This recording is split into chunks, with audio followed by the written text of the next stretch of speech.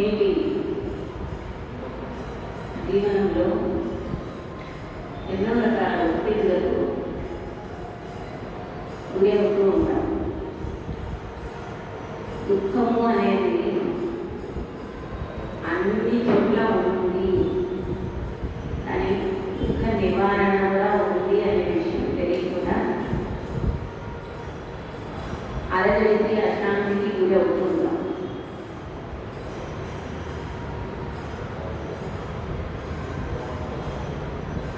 బుద్ధ భగవానుడు దుఃఖం ఎల్లడనా ఉంది, దీని నివారణ కోసం అన్ని భోగాలను త్యజించి ఆ మార్గాన్ని కలుసుకోవడానికి ఆయన ఎంతో మంది గురువులను కలిసి స్వీయ సాధనతో సత్యం తెలుసుకోగలిగారు.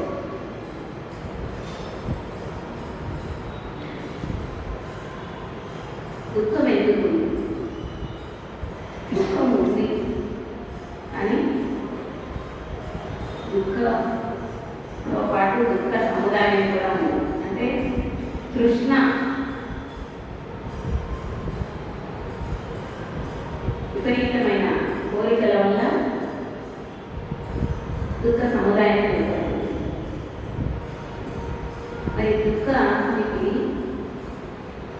బయటపడే మార్గము ఆయన ఆర్య అష్టాంగ మార్గము అని సాధకుడు ఈ అష్టాంగ మార్గంలో పయనిస్తే సుఖ శాంతులను పొందచ్చు, మనసు నిర్మలం చేసుకోవచ్చు, ప్రజ్ఞను మేలుకోగలగచ్చు. ప్రజ్ఞ మేలుకోవడం ద్వారా విముక్తి లభిస్తుంది అని ఆయన మనకి ఆర్య అష్టాంగ మార్గము అని ఒక 8 ధర్మ మార్గాలకి ఉపదేశించారు. చాలాసార్లు వినే ఉంటారు, బట్ ఒకసారి మళ్ళీ మననం చేసుకోవడానికి ఇది ఒక అవకాశంగా భావిస్తాను. అసలు ధర్మ మార్గం, అసలు ధర్మం అంటే ఏంటి? ముందుగా పాపం అంటే ఏంటి? పుణ్యం అంటే ఏంటి?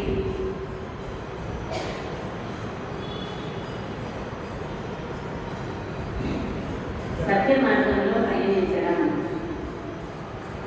సత్యం అంటే ఏంటి?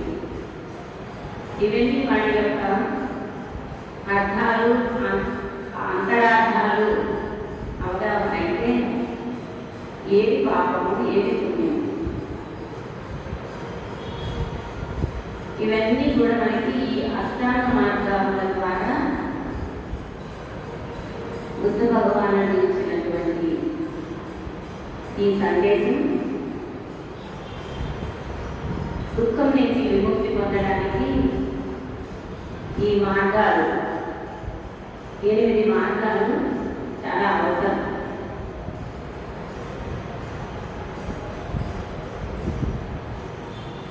దాంట్లో ముఖ్యంగా శీలము, సమాధి, ప్రజ్ఞ అని చెప్పడం జరిగింది. 3 భాగాలు: శీలము, సమాధి, ప్రజ్ఞ. శీలంలో మళ్ళీ 3 భాగాలు, సమాధిలో 3 భాగాలు, ప్రజ్ఞలో 2 భాగాలు, మొత్తం 8 విభాగాలుగా ఆర్య అష్టాంగ మార్గము అని చెప్పడం జరిగింది, బోధించడం జరిగింది.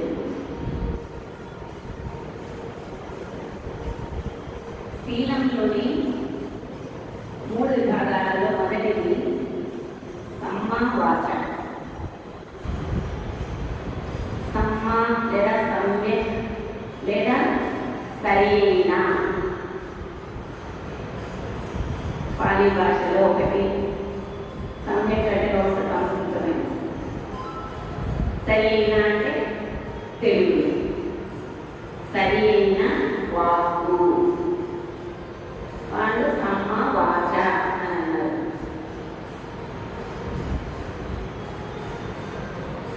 సరైన వాక్కులే మాట్లాడాలి, సరికాని మాటలు మాట్లాడకూడదు. ఈ విషయంగా మనం పత్రిక సార్ వాక్క్షేత్రంలో అద్భుతమైన వివరణ ఇవ్వడం. పనికి వచ్చే మాటలే మాట్లాడాలి, పనికి మాలిన మాట్లాడదు. అలా మాట్లాడితే శీలం కోల్పోదండి. శీలం అంటే ఏదో ఒక స్త్రీ శీలం అని ఒక్కటే కాదు, అది మగవాళ్ళైనా ఆడవాళ్ళైనా ఎవరికైనా వాక్కు అనేది సరైన వాక్కు లేకపోతే శీలం పోయిందండి. అసత్యం మాట్లాడదు, కఠిన వాక్కులు మాట్లాడదు, సత్యమే పలకాలి. సత్యమే పలకాలి అని ఇతరులకు నొప్పి కలిగించే సత్యం మాట్లాడకుండా మౌనంగా ఉండాలి. ఆ అవసరం వస్తే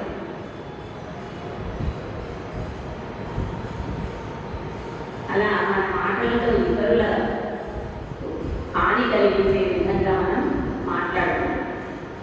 వారి హృదయాన్ని గాయపరిచే మాటలు మాట్లాడదు. అప్పుడే అది శీలంలోని మొదటి భాగమైనటువంటి సరి అయిన వాక్కు, శీలం పాటిస్తున్నట్టు లేక పరుష వాక్కులు, కఠిన వాక్కులు కలగకుండా చూసుకోవాలి. తర్వాతకి సమాకమ్మంతో అంటే సరి అయిన కర్మ. సరికాని కర్మలేమో ఉంటాయి, సరి అయిన కర్మలే చేయాలి.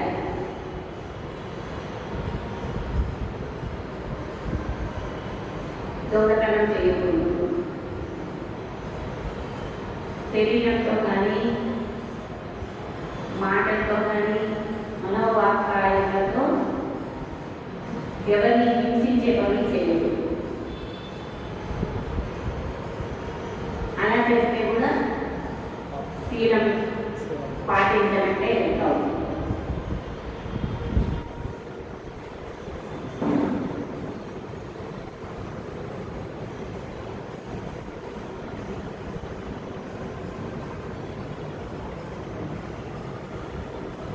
దొంగతనం చేయకూడదు, అది కూడా సరికాని కర్మ. వ్యభిచారం చేయకూడదు, అది కూడా సరికాని కర్మ. మద్యపానం సేవించకూడదు, నీతి నియమాలను పాటించే కర్మలే చేయాలి.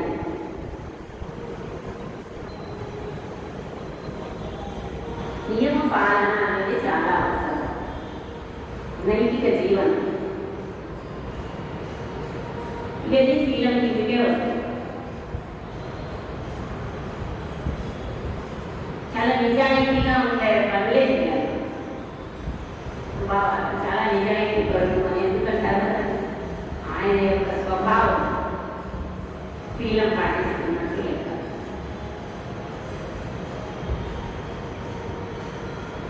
మనకన్నా తక్కువ వాళ్ళు వీళ్ళు అని వాళ్ళ అగౌరవంగా ఎప్పుడు చూడదు.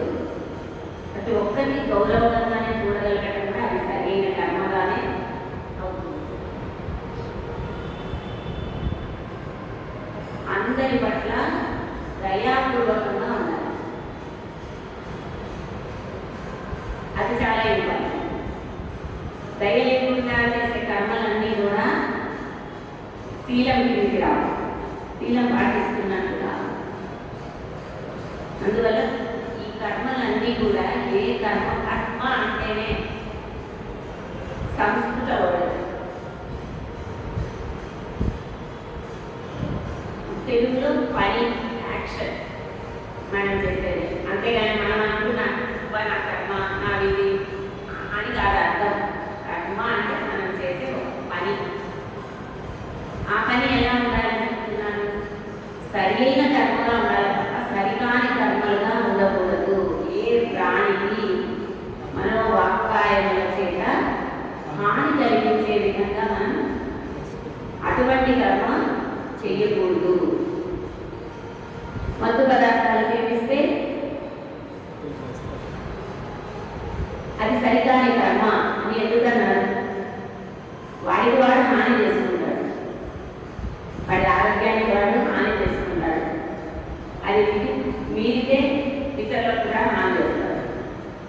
కుటుంబానికి హాని జరుగుతుంది.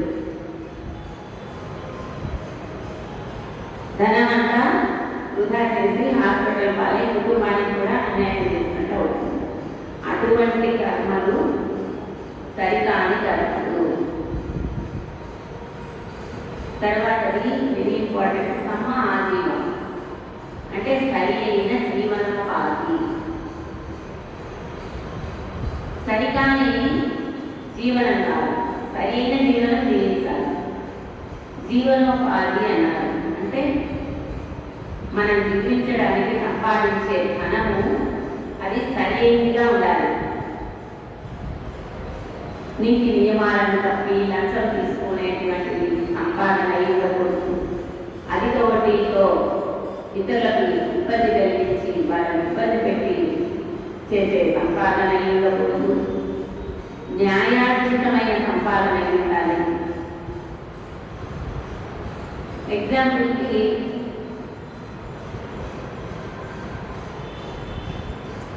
గొర్రెలను, పశువుల్ని, కోళ్ళని, చేపల్ని, రొయ్యల్ని ఇలాంటివన్నీ బాగా పెంచుతారు. వాటిని చంపే వాళ్ళకి అమ్ముతారు. గొర్రెల అరటి కసాయి వాళ్ళకు బాగా వేసి చంపడు వీడు, కానీ ఆ చంపే వాడికి వీడు సపోర్ట్ చేస్తుంది. అటువంటి సంపాదన సరైన జీవనోపాధి కాదు. అదేవిధంగా మత్తు పదార్థాలు, నేను చాలా నీతివంతుని, నేను ఏ తాగు నాకు అలవాటు లేదు, నేను చాలా సన్మార్గంలో ఉన్నాను అనుకుంటాడు, శీలవంతుని అనుకుంటాడు. కానీ మందుల షాపు, బ్రాండీ షాపు, బార్లు, ఇంకొకరు పాడైపోవడానికి కావలసినటువంటి జీవనోపాధి ఎన్నుకున్నారు కాబట్టి అది కూడా సరైన జీవనోపాధి కాదు.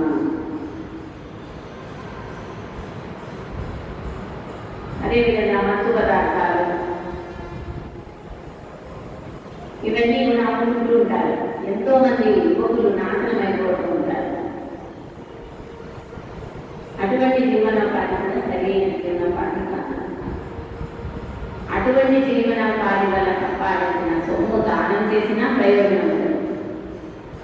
అటువంటి జీవనం ద్వారా సంపాదించిన డబ్బుతో మనం తిండి తినడం వల్ల కూడా మనకు ఆరోగ్యం కూడా ప్రాప్తించదు.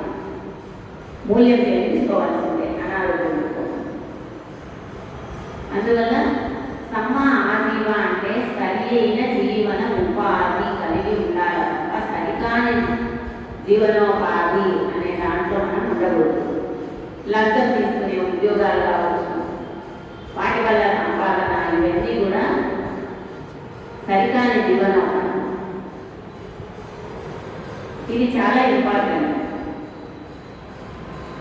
కోళ్ళ ఫామ్లకు అధిక ఉత్పత్తి కావడానికి వాటికి ఏదో ఇంజక్షన్ వేసి కృత్రిమ ఎగ్స్ తయారు చేయడం కావచ్చు.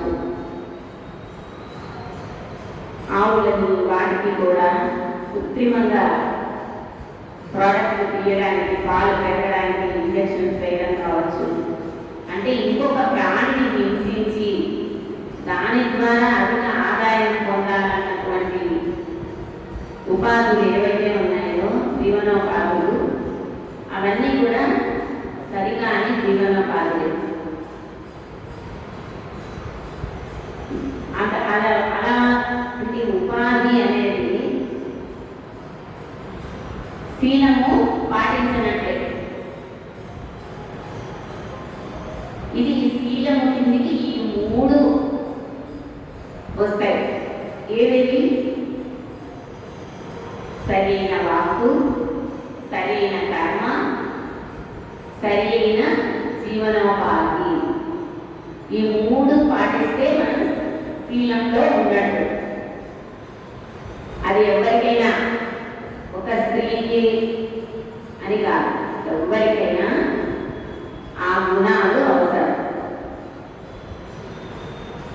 ప్రతి ఒక్కరూ సరైన కర్మలే చేయాలి కదా. ప్రకృతికి విరుద్ధమైన పనులు ఏవి సరికాని కర్మలు అవుతాయి. ప్రకృతి నియమాలకు నియమాలకు, విధి విధానాలకు, విశ్వ విధానాలకు మనం విధానాలను పాటించాలి. ఆ నియమాలకు కట్టుబడి జీవించినప్పుడే మనం శీలంలో ఉన్నట్టు లెక్క. తర్వాత సమాధి అన్నారు. శీలంలో 3 మార్గాలు చెప్పారు, 3 పాయింట్లు. సమాధిలో 3 వస్తాయి. వాయామం అన్నారు, అంటే సరి అయిన వ్యాయామము. దేనికి వ్యాయామం? భౌతిక శరీరము చాలా బరువుగా ఉంది, ఓవర్ వెయిట్ ఉంది, దాన్ని ఫిట్నెస్లో ఉంచుకోవాలి అంటే దానికి తగిన వ్యాయామం చెప్తారు. ఫుడ్ ఈ విధంగా తీసుకో, రోజు ఇంతసేపు నడువు, లేదా ఇంత జిమ్ముకి వెళ్ళు, ఇంత వ్యాయామం చెయ్యి అని శరీరానికి ఒక వ్యాయామం అనేది చెప్తారు. కానీ ఇక్కడ వ్యాయామం అంటే మానసిక పరిశ్రమ. మనసుకు వ్యాయామం కావాలి, మనసుకు కసరత్తులు కావాలి అని చెప్తారు. కసరత్తు అంటే వ్యాయామమే. మరి మనసుకు వ్యాయామం ఎలా చేస్తున్నామా? ఇందాక ధ్యానం అంతా వ్యాయామమే. మానసిక పరిశ్రమ, మనసు ఎలా కాలిపోతుంది. కూర్చున్నాం, దేని కూర్చున్నాం? శ్వాస గమనించడానికి కూర్చున్నాం. కానీ ఏం చేస్తున్నాం? పారిపోతుంది మనసు. దాన్ని చూడమంటే, శ్వాస గమనించమంటే గతంలోకో భవిష్యత్తులోకో పారిపోతుంది. పారిపోతుంది అని గమనించడం సతి, సతి. ఈ మానసిక కసరత్తుల్లో మొదటిది ఎటువంటి వికారాలు లేకుండా, అయ్యో మనసు పారిపోతుంది అని ఎటువంటి వికారం చెందకుండా మనసు ఏం చేస్తాము, ఎటువంటి ఆలోచన చేస్తాము, ఉన్నది ఉన్నట్టుగా చూడడం. ఫస్ట్ ఏం చేస్తాము? చెడు ఆలోచనలు చేస్తుందా గమనించాలి. మొదటి కసరత్తు గమనించడం. లేదు, చెడు రానికుండా చూసుకోవడం రెండవ కసరత్తు. మూడవ కసరత్తు మంచిగా ఉందా? ఉంది. అహంకారం వద్దు. నేను బాగా చేయగలుగుతున్నా, బాగా చూసుకుంటున్నా, శ్వాసను బాగా గమనిస్తున్నా. మానసిక పరిశ్రమ, మనసుకు ఆపరేషన్ చెప్పాలంటే మంచిగా జరుగుతోంది అనే అహంకారం వద్దు. అహంకారం లేదా? ఓకే, అహంకారం కాకుండా చూసుకోవడం నాలుగవ. ఈ విధంగా మనసు పైన మనం ముందుగా దాన్ని గమనించి మనసుని ఒక బలవంతంగా దాన్ని లాక్కు రావడం కాకుండా, శ్వాస మీదకి అయ్యో పోతోంది అని చెప్పి బలవంతంగా లాక్కు రావడం కాదు. అది లాక్కు రావడమే అలవాటు చేస్తే అది ఎప్పటికీ ఇబ్బంది పడుతూనే ఉంటుంది. ఫస్ట్ గమనించాలి, చాలా సున్నితంగా దాన్ని ఏ వికారాలు చెందకుండా ధ్యానం కుదరట్లేదు. ఇదంతా వద్దు, తటస్థంగా దాన్ని సాక్షిగా గమనించి, ఇప్పుడు ఒక ఏడు ఉంది అడవిలో, దాన్ని మంచిగా చేసుకోవాలంటే మొదట చాలా కష్టం. దాన్ని మెల్లిగా మంచిగా చేసుకుంటే అది మనకు ఎంతో లాభాన్ని చేకూరుస్తుంది, ఎన్నో పనులు చేసి పెడుతుంది. ఏ పెంపుడు జంతువైనా అంతే, మొదట కష్టం దాంట్లో. అదే మనసు కూడా మనకు మెల్లిగా ఆ వికారాలు చెందకుండా,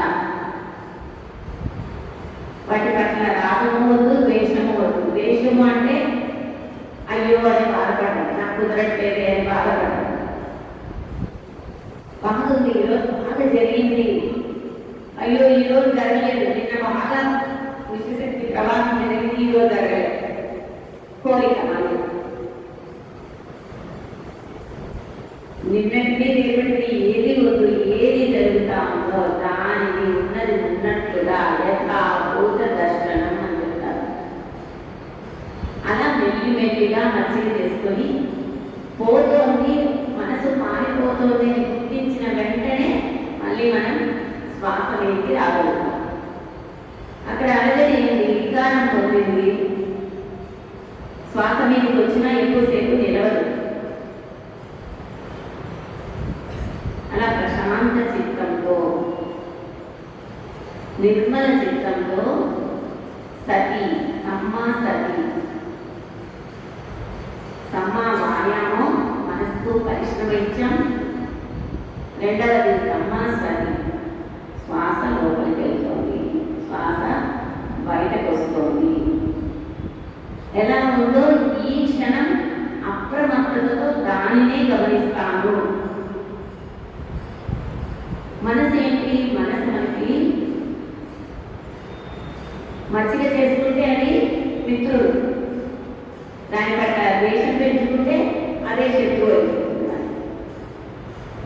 అందువల్లే రాగద్వేషాలకు అతీతంగా వెళ్ళాలి అని చెప్తారు. అప్పుడే మనసు నిర్మలం అవుతుంది.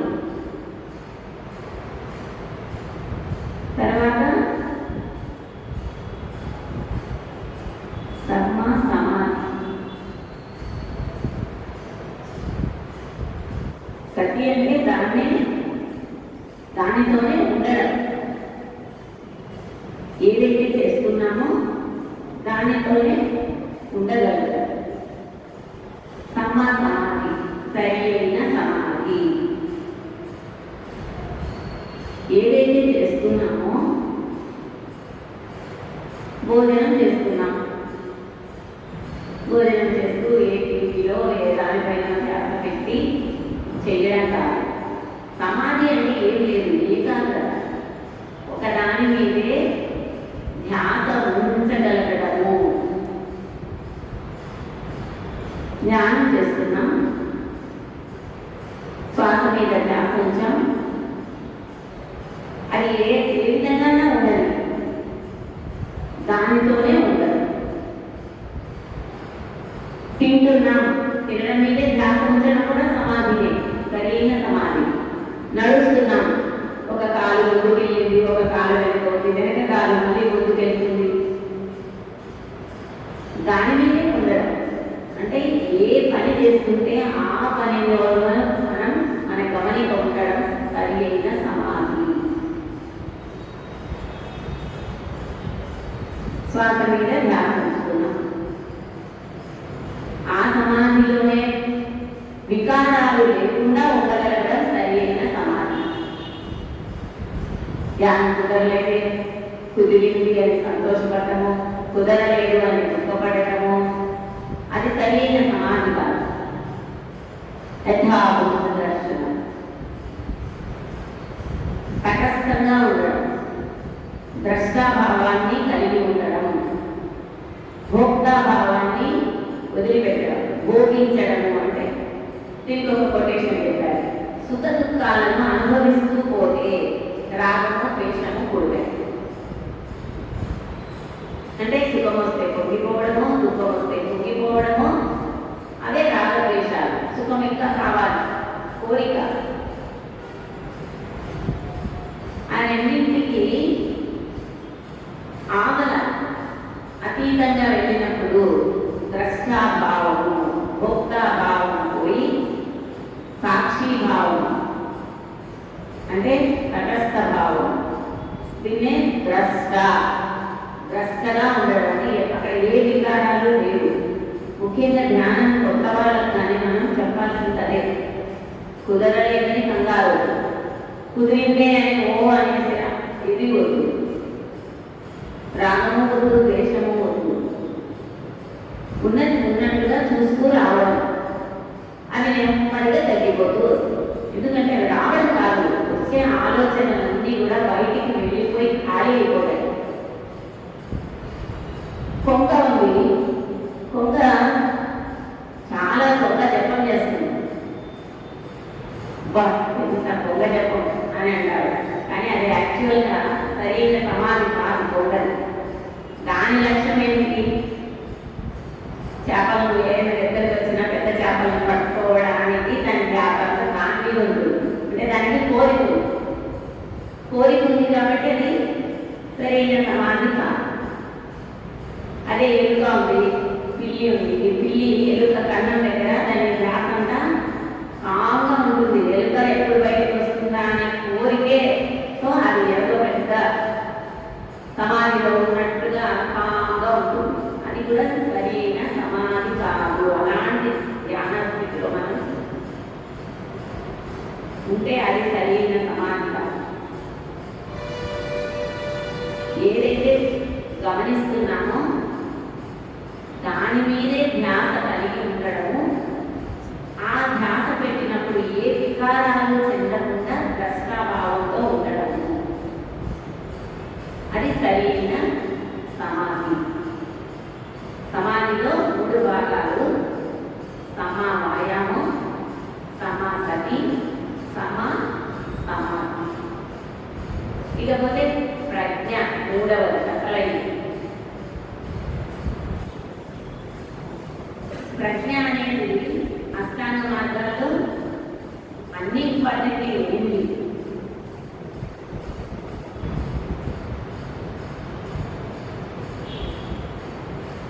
సమ్మ సంకల్పో అంటారు. అంటే సరి అయిన సంకల్పము. సరికాని సంకల్పాలు ఎన్నో పెట్టుకుంటారు, దేనికో పెట్టుకుంటారు. అసలైన లక్ష్యం కోసం సంకల్పం చేయాలి. నేనెవరో నేను తెలుసుకోవాలి. ఈ భూమి మీద నేను ఎందుకు వచ్చానో నేను తెలుసుకోవాలి. నేను ఇక్కడ ఎందుకున్నానో తెలుసుకోవాలి. అది తెలుసుకోవాలనే సంకల్పం సరైన సంకల్పం. మిగతా అన్ని సంకల్పాలు సరైన సంకల్పాలు కాదు. ధర్మ మార్గంలో నడవాలి అనుకోవడం సరైన సంకల్పము.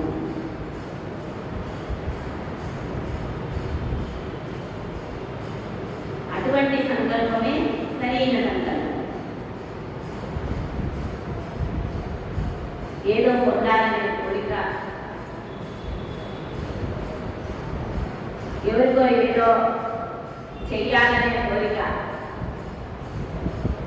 ఇవన్నీ కూడా సరికాని సంకల్పాలు. తర్వాతది సమాధి, అంటే సరైన దృక్పథం. సరికాని దృక్పథాలు ఎన్ని పెట్టుకున్నా మన లక్ష్యాన్ని మనం చేరలేము. సరైన అవగాహన పొందడం అని అర్థం. సరైన దృక్పథం అంటే సరైన అవగాహనతో చెయ్యాలి. అప్పుడే మనలో అంటే ఏంటి? ప్రజ్ఞ అంటేనే ప్రత్యక్ష అనుభూతి. ప్రజ్ఞ అంటే ప్రత్యక్ష అనుభూతి పొందడమే ప్రజ్ఞ. ప్రజ్ఞ మేల్కొనింది అంటే దీనికి ఇంకొక 3 విధాలు. ప్రజ్ఞలో 3 విధాలు: శృతమయీ ప్రజ్ఞ, చింతనామయీ ప్రజ్ఞ, భావనామయీ ప్రజ్ఞ. శృతమయీ ప్రజ్ఞ అంటే ఇప్పుడు ఇలా వింటున్నాం అంతా. ఎవరో ఒక చెప్తారు, వింటాం. లేదా ఏదో ఒక బుక్ చదువుతాం, వింటాం. ప్రవచనాలు వింటాం. అవన్నీ కూడా శృతమయీ ప్రజ్ఞ, వినడం ద్వారా తెలుసుకునే జ్ఞానము.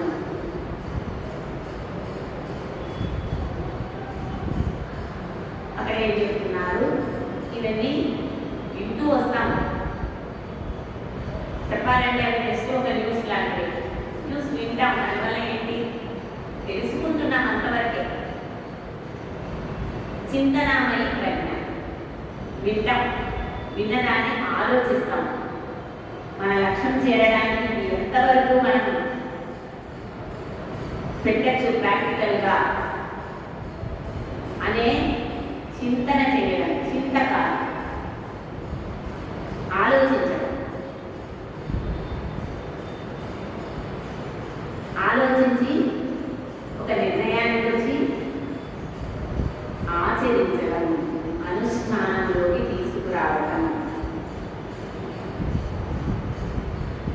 అంటే ధ్యానము చెప్పారు, ఈ ధ్యానం వల్ల ప్రయోజనాలు చెప్పారు, విన్నాము.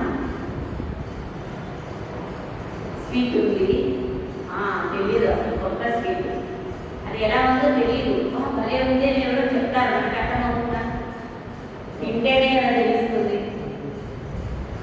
అదేవిధంగా జ్ఞానం కూడా, జ్ఞాన సాధన మనం ఎవరో మనం తెలుసుకోవాలి అంటే వేరే వాళ్ళు జ్ఞానం చేస్తే మనకు అర్థమవుతుందా? మన సాధన మనమే చేయాలి. అంటే పరోక్ష అనుభూతి, ఈ శృతమైన ప్రజ్ఞ అయినా చింతనమైన ప్రజ్ఞ అయినా కూడా అవన్నీ మనకు ప్రత్యక్ష అనుభూతులు కావు.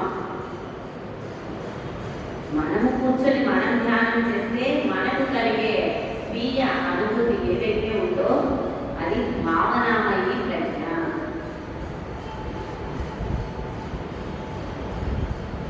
అంటే మన యొక్క అనుభవ జ్ఞానము అనే అర్థం, ప్రత్యక్ష అనుభవ జ్ఞానము, దానివల్ల వచ్చిన వివేకము. అప్పుడు మనకి ఆ ప్రజ్ఞ మనలో ఎప్పుడైతే మేల్కొంటుందో దుఃఖానికి విముక్తి, దుఃఖం ఉంది, దుఃఖ సముదాయం ఉంది, దుఃఖ నిరోధం ఉంది. దుఃఖ నిరోధానికి మార్గాలన్నీ ఈ ఆర్య అష్టాంగ మార్గాలు. మరి ఆర్య అని ఎందుకన్నారు? ఆర్యులు అనార్యులు. అనార్యులు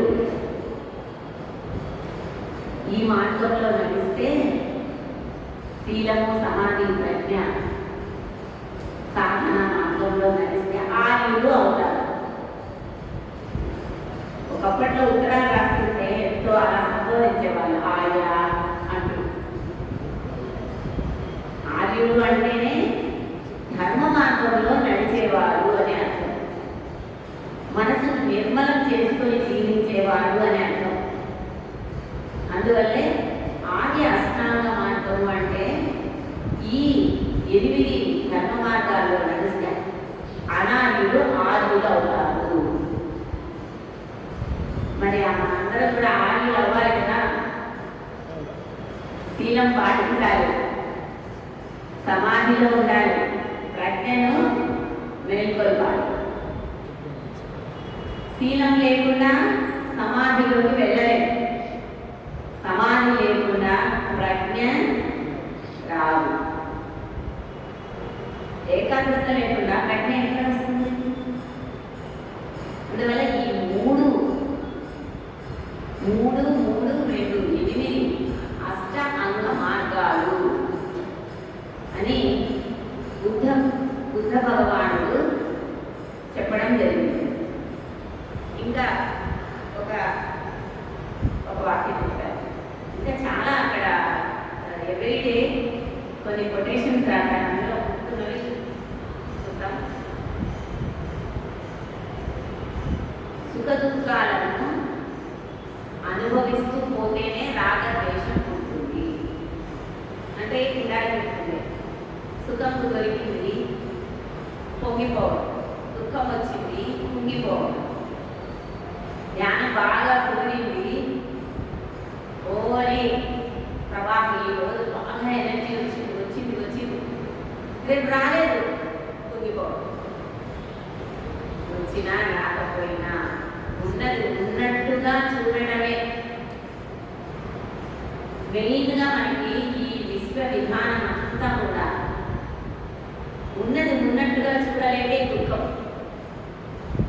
ఉన్నది లేనట్టుగా లేనిది ఉన్నట్టుగా భ్రమలో ఉండడమే దుఃఖం. అన్ని అనిత్యమే, అన్ని మార్పు చెందేవే. ఈ సుఖము మార్పు జరుగుతుంది, దుఃఖం వచ్చింది అంత మార్పు జరుగుతుంది, ఏది అలాగే ఉండదు అనే విషయం ప్రతి క్షణం అనిత్య అంటారు. అంటే అన్ని మార్పు చెందేవి అనే విషయాన్ని మన ఎరుకలో ఎప్పుడైతే ఉంచుకుంటామో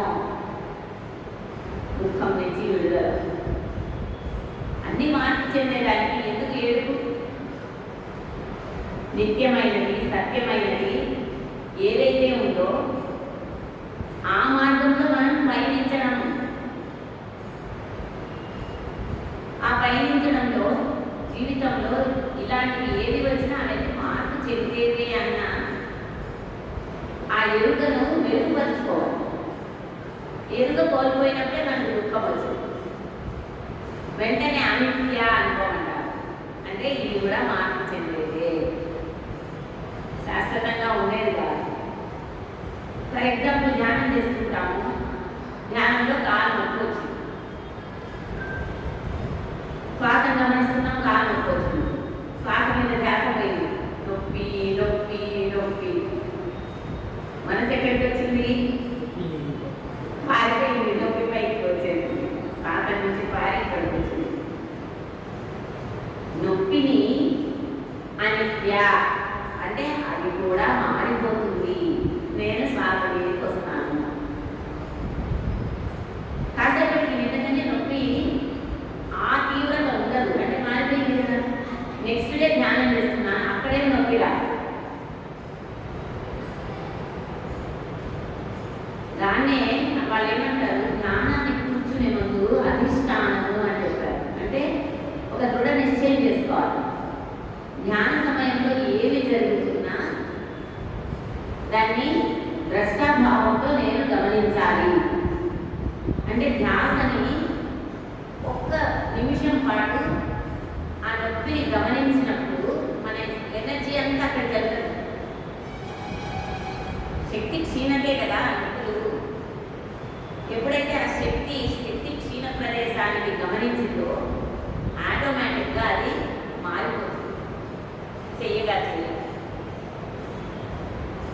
అందువల్ల ఏది ఉన్నా ఉన్నది ఉన్నట్టుగా చూడగలగటము, వికారాలు చెందకుండా సాక్షిగా ఉండడము అనేది చేస్తూ వస్తే అన్ని దుఃఖాల నుంచి విడుదల పొందుతాం. అందుకే సుఖ దుఃఖాలను అనుభవిస్తూ పోతే లేదా భోగించడము, అబ్బా నొప్పి అనుకోవడము భోక్తా.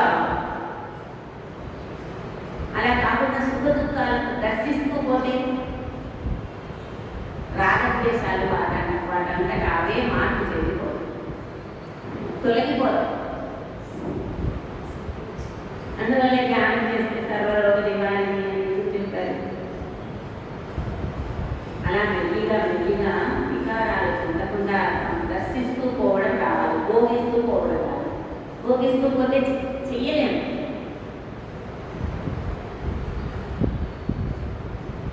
అందువల్ల జీవితంలో అనిత్యమైన వాటిని గుర్తించగలగాలి. నిత్యమైనదేదో దర్శనం అవుతుంది, సత్య దర్శనం.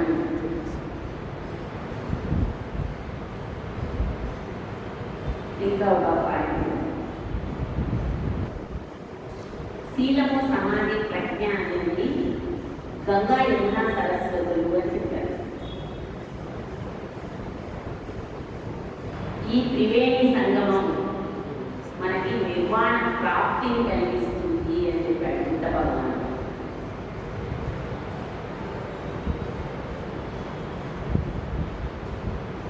ఈ త్రివేణి సంగమము అంటే శీలము సమాధి ప్రజ్ఞలో ఉంటే నిర్వాణ ప్రాప్తి. ఆ మూడు గంగా యమున సరస్వతుల వంటివి. శీలంలో ఉన్నాము, గంగలో పోయి నగలేస్తే పాపం పోతుంది అంటారు కదా. శీలంలో ఉంటే ఎటువంటి పాపకర్మలు చెయ్యము, పవిత్రమైనటువంటి కర్మలే చేస్తాం. యమున ఏం చేస్తున్నామో దాని మీద భక్తి, యమునకు భక్తి అని కదా పేరు. యమున అనేది ఏ దాని మీద ఉన్నామో దాని మీదే మనం ఏకాగ్రత పెట్టడం సమాధి. తర్వాత ప్రజ్ఞ, అంతర్వాహిని సరస్వతి అంటే లోపల ఏదైతే మనసు మలినాలతో ఉందో ఆ మలినాలను కూగటి వేళ్లతో తీసివేయగలగటమే ప్రజ్ఞ. పైగా తీసేయడం కాదు, పై పొరల్లో ఉంటాయి, వాటిని మళ్ళీ వస్తాయి. కానీ ఎప్పుడైతే అంతరాంతరాల్లోకి వెళ్ళి అంటే ధ్యానంలో లోపల ఏం జరుగుతూ ఉంది, మనస్సుని పరిశీలిస్తూ పోవాలి. అందుకే మానసిక పరిశ్రమ అన్నారు. ఆ సరైన సమాజ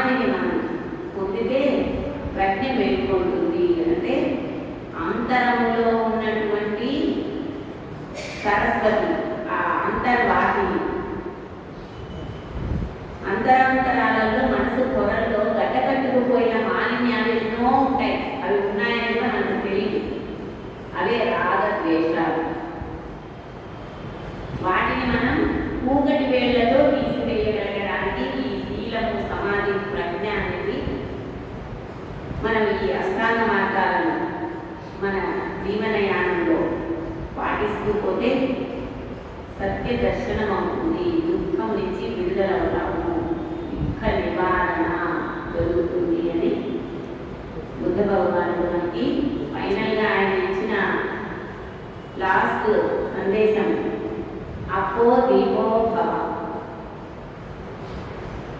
ఎవరి దీపాన్ని వాళ్ళే వెలిగించుకోవాలి. దాన్నే భగవద్గీతలో ఉద్ధరేదాత్మానం అంటున్నారు. ఎవరో వచ్చి ఏదో నెత్తిన చెయ్యి పెట్టి మనల్ని ఉద్ధరించేది ఉండదు. ఎవరి సాధన ద్వారా, ఎవరి మనసులోని మాలిన్యాన్ని పోగొట్టుకోవడం ద్వారా వాళ్ళ ఆత్మ వాళ్ళు ఉద్ధరించుకోగలగడం జరుగుతుంది. ఇంకా సత్వ పాపస్థ కారణం అన్నాడు. సత్వ పాపస్థయా కారణం కుశలస్థ ఉపసంపద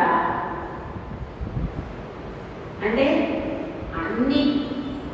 అన్ని కర్మలు ఏవైతే పాప కర్మల్ని వదిలిపెట్టమన్నాడు. అంటే శరీరంలో కానీ, వాక్కు చేత కానీ, మనోవాక్కాయముల చేత ఇతరులకు హాని కలిగించే కర్మల్ని వదిలిపెట్టండి. కుశల ఉపసంపద అన్నాడు. అంటే ఇతరులకి మాట చేత కానీ, శరీరం చేత కానీ, మనోవాక్కాయములచే హాని కలిగించే, మేలు కలిగించే పనులు చెయ్యండి. కుశల సంపద, అటువంటి సంపదను పెంచుకోమన్నాడు. మనసుని నిర్మలం చేసుకోమన్నాడు. ఇదే బుద్ధానుశాసనం అన్నాడు. అంటే ఎవరైతే ఒక బుద్ధుడు అని కాదు, బుద్ధుడు అంటే అర్థం చేసుకోవాలి. బోధి మేల్కొల్పుకున్నవాడు, ప్రజ్ఞలో బలపడిన వాడు బుద్ధుడు. బుద్ధత్వ రాగద్వేషాలకు అతీతంగా వెళ్ళిన వాడే బుద్ధుడు. మనందరం బుద్ధులు కావాలనే కదా ఈ ధ్యానం. ఆ బుద్ధత్వం సంపాదించుకోవాలి.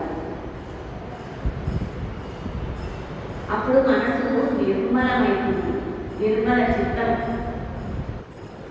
శాంతి అనేది ఆటోమేటిక్గా పొందుతాం. దుఃఖం అనేది వీడుతుంది. ఓకే, మాకు సమయం కలిగిందంటే అవకాశం ఇచ్చిన మీ అందరికీ కూడా ధన్యవాదాలు. బుద్ధ భగవాన్ అనంతపడి ధన్యవాదాలు. ధ్యానమందిరంకి ఇక్కడ సహకరిస్తున్న టీం అందరికీ, ముఖ్యంగా వినేవాళ్ళు ఉంటేనే చక్కగా ఉంటారు కాబట్టి మీ అందరికీ కూడా